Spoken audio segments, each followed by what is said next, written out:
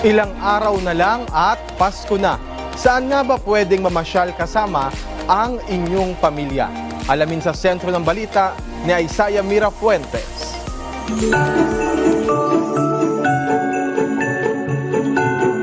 17 days to go, Pasko na! Nakaplano na ba ang inyong itinerary sa parating na holiday season? Narito ang ilan sa mga pwede nyong pasyalan.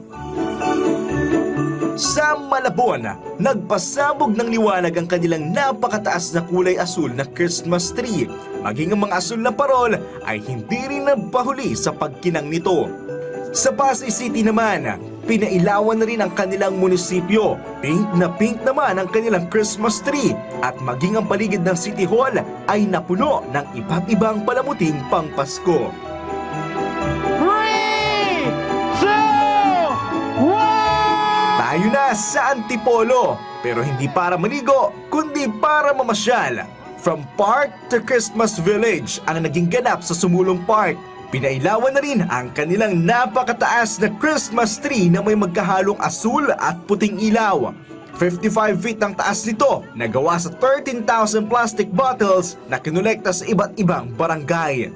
Winter Wonderland ang tema nila, kaya naglagay sila ng reindeer at snowman figure sa paligid.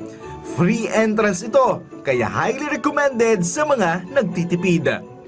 Snow pa more? Punta na sa Valenzuela City. Feel the feel ang snow. Pinailawan na rin ang mataas na Christmas tree na may iba't ibang kulay ng palamuti. May mga nakatayo ring mga Christmas tree sa paligid. May iba't ibang Christmas figures na makikita. May mabibili ka ring mga pagkain na mura sakaling makaramdam ng gutom.